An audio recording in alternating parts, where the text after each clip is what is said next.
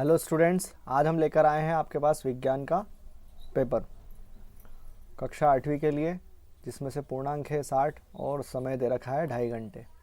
आप लोगों ने पिछला क्वेश्चन पेपर भी चेक किया होगा, सारे क्वेश्चन इसी पेपर में से ही आए थे। तो वीडियो को ज़रूर शेयर कर दो और चैनल को सब्सक्राइब नहीं किया है तो जल्दी से सब्सक्राइब करो, ताकि अगला पेपर भी आपको सबसे पहले मिल पाए। चलिए, तो सबसे पहला क्वेश्चन देखते हैं। निम्न पदार्थों में सबसे पहले कौन जलेगा? अगर हम इसमें देखें तो सबसे तेज़ पेट्रोल ही जलेगा। क्वेश्चन नंबर सेकंड को देखते हैं। निम्न में से संपर्क बल कौन सा है? संपर्क बल देखें तो पेशी बल होता है। इनमें से कौन सी रबी की फसल है? रबी की फसल जो होती है वो शीत ऋतु में आती है, जो कि सरसों है। आगे बढ़ते हैं। क्वेश्चन नंबर 4, मानव भ्रूण का रोपण कहाँ होता है? यानी जो बच्चा होता है वो कहाँ पर रोपित होता है? तो उसका आंसर आएगा गर्भाशय, यानी गर्भ के अंदर। वो जनन जिसमें केवल एक जीव भाग लेता है उसे अलैंगिक जनन कहते हैं। अब चलते हैं क्वेश्चन नंबर सेकंड की तरफ, जिसके अंदर रिक्त स्थान पूछे गए हैं। क्वेश्चन नंबर 6 के अंदर पूछा, हरी पत्तेदार सब्जियां और गुड़ जो है वो खाद्य पदार्थ हैं, किस तरह के हैं? यानी लोह युक्त हैं। इसके अंदर लोहा होता है, आयरन पाया जाता है, इसलिए ये लोह युक्त खाद्य पदार्थ कहलाते हैं। क्वेश्चन नंबर 7 दे रखा है, प्रवासी पक्षी सुदूर क्षेत्रों से परिवर्तनों के कारण पलायन करते हैं, किस तरह का परिवर्तन होता है ये हमें देखना है। तो इसके अंदर आ जाएगा जलवायु परिवर्तन की वजह से पलायन करते हैं। अगला क्वेश्चन है, वायु द्वारा लगाया गया दाब क्या कहलाता है? ये कहलाता है वायुमंडलीय दाब। वायुमंडलीय दाब। अगला क्वेश्चन है, टेडपोल से वयस्क बनने की प्रक्रिया जो कहलाती है वो कहलाती है काया पलट। क्वेश्चन नंबर 10 दे रखा है, अपूर्ण दहन से गैस बनती है, वो कौन सी बनती है? CO, यानी कार्बन मोनोऑक्साइड। इसको हम अगर हिंदी में लिखना चाहें तो कहेंगे कार्बन मोनोऑक्साइड। अगले क्वेश्चन के अंदर अति लघुत्तरी प्रश्न पूछे गए हैं। रबी की फसल किस ऋतु में आती है, उगाई जाती है, और 2 उदाहरण लिखना है। तो ऋतु की बात करें तो ये होती है शीत ऋतु के अंदर उगाई जाती है, और इसके 2 उदाहरण की बात करें हम तो एक हो जाएगा गेहूं और दूसरा हो जाएगा सरसों। क्वेश्चन नंबर 12 पूछा है, चांदी की चूड़ी पर सोने की परत चढ़ाने की जो प्रक्रिया कहलाती है वो कहलाती है विद्युत लेपन। इस प्रक्रिया के थ्रू जो है वो कोई सी भी परत को चढ़ाया जाता है। क्वेश्चन नंबर 13 देखें। इसके अंदर हमसे पूछा है, दहन के लिए किस गैस की आवश्यकता होती है? तो ये सबको पता है, ऑक्सीजन की वजह से ही दहन संभव हो पाता है। तो यहाँ पर हमारा आंसर हो जाएगा ऑक्सीजन। क्वेश्चन नंबर 14 की तरफ चलें।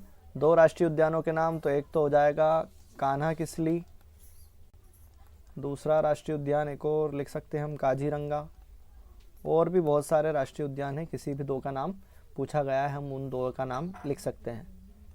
क्वेश्चन नंबर 15 के अंदर, अमीबा में नए जीव का विकास किस विधि से होता है? ये होता है विखंडन। इसके अंदर क्या होता है, अमीबा बार बार ऐसे टूटते जाता है और वो बढ़ते जाते हैं, इस तरह से उनका विकास होता है विखंडन की प्रक्रिया के द्वारा। क्वेश्चन नंबर 16 देखें, कणों का नीचे गिरना किस बल का उदाहरण है? तो ये हो जाएगा हमारा गुरुत्वाकर्षण बल।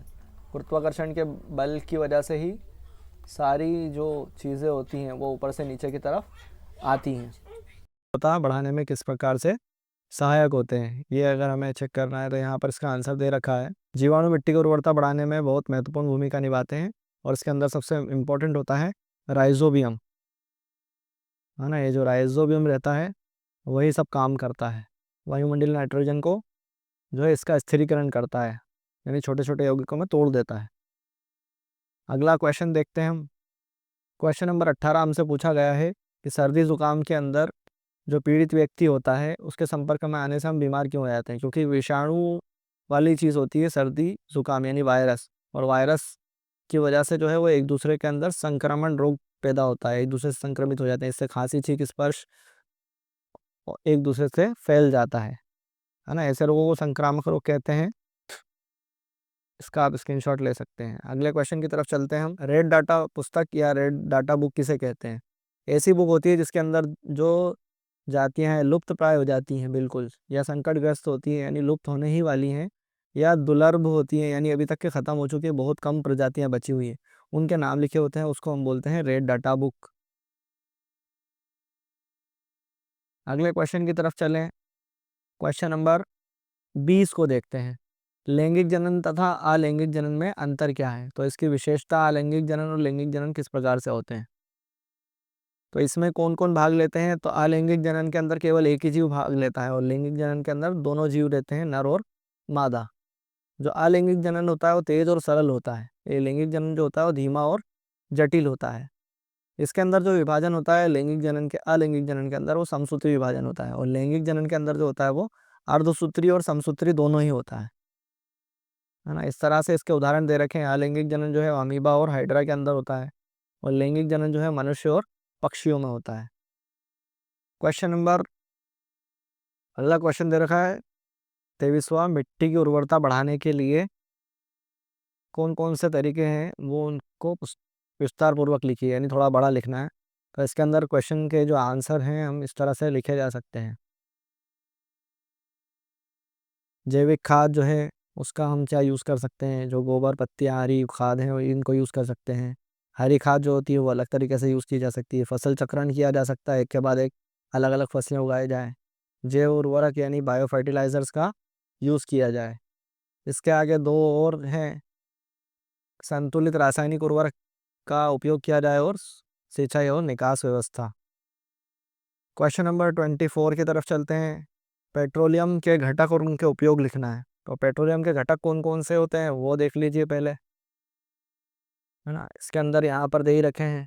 घटक के नाम एलपीजी है, पेट्रोल है, मिट्टी का तेल है, डीजल है, स्नेहक तेल है, डामर है और मोम है। ये सब कैसे निकलते हैं? पेट्रोलियम से ही निकलते हैं। इनका उपयोग कहाँ कहाँ होता है इधर दिया हुआ है, आप स्क्रीनशॉट ले लीजिए और इसे याद कर लीजिए ताकि एग्जाम में लिखने में आसानी हो। नेक्स्ट क्वेश्चन 25 की तरफ चलते हैं। मोमबत्ती ज्वाला के साथ क्यों जलती है किंतु कोयला नहीं? इसका आंसर हमें लिखना है।